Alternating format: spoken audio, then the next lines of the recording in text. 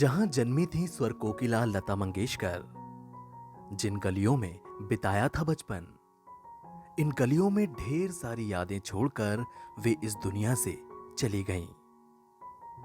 28 सितंबर साल 1929 ये वो दिन था जब मध्य प्रदेश के इंदौर शहर में लता जी का जन्म हुआ था। जन्म के बाद जब उन्होंने संगीत की दुनिया में कदम रखा तो शायद किसी को पता भी नहीं था कि इंदौर की गलियों में जन्मी ये बच्ची संगीत की दुनिया की सरताज बन जाएगी। इंदौर में लता मंगेशकर का जन्म एक कमरे के घर में हुआ था। इनके पिता दीनानाथ मंगेशकर और माता का नाम शेवंती मंगेशकर था। उनके माता पिता ने उनका नाम हेमा मंगेशकर रखा था, लेकिन बाद में उनके माता पिता ने उनका यह नाम बदलकर लता रख दिया। उनके पिता दीनानाथ के एक प्ले भाव बंधन की एक महिला कैरेक्टर लतिका पर उनका नाम लता रखा गया था। 5 भाई बहनों में लता मंगेशकर सबसे बड़ी थीं।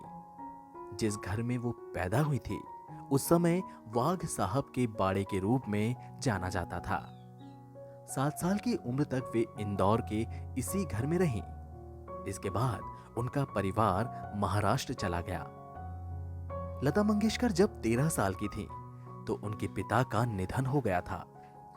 इसके बाद उनके ऊपर परिवार की जिम्मेदारी आ गई। 13 साल की उम्र में उन्होंने फिल्म पहली मंगला गौर से डेब्यू किया। ऐसा बताया जाता है कि लता मंगेशकर की पहली कमाई 25 रुपए थी।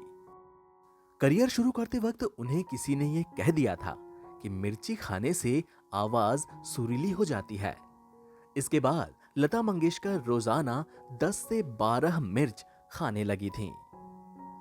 लता जी को साल 1949 में फिल्म महल के गाने आएगा आने वाला को गाने का मौका मिला। इस गीत को अभिनेत्री मधुबाला पर फिल्माया गया था। यह फिल्म सफल रही और इसके बाद लता ने कभी पीछे मुड़कर नहीं देखा।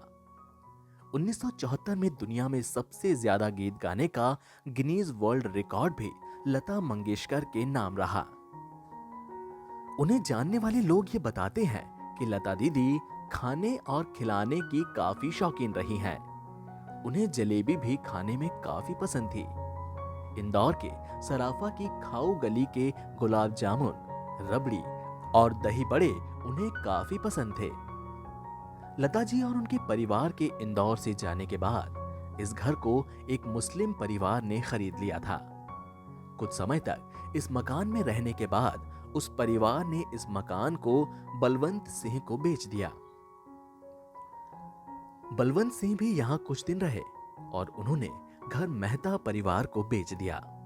मेहता परिवार साल 1990 के बाद से इस घर में रह रहा है और यहां अब कपड़े का एक शोरूम चलता है।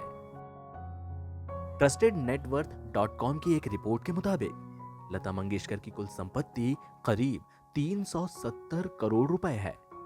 लता मंगेशकर की ज्यादातर कमाई उनके गानों की रॉयल्टी और उनके निवेश से थी।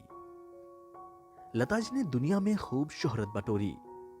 आखिरकार सुर साम्राज्ञी लता मंगेशकर का 6 फरवरी को निधन हो गया। 92 साल की उम्र में यह सुरीली आवाज दुनिया को अलविदा कह गई। लता जी ने मुंबई के ब्रीच कैंडी अस्पताल में अंतिम सांसें ली थी। एनबीटी ऑनलाइन की रिपोर्ट।